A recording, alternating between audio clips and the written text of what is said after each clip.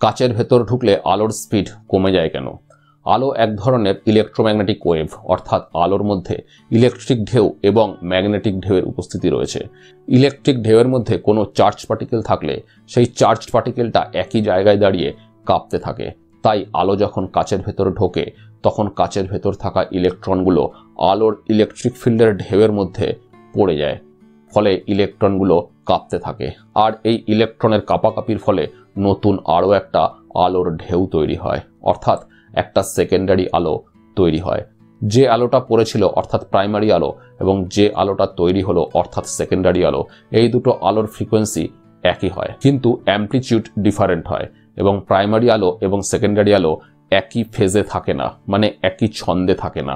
তাই প্রাইমারি আলো এবং সেকেন্ডারি আলোর সুপারপজিশনের ফলে যে নতুন আলোর ঢেউ তৈরি হয়, সেই নতুন আলোর ছন্দ প্রাইমারি আলোর ছন্দের থেকে একটু পিছিয়ে পড়ে। একে বলে ফেজ ল্যাগ।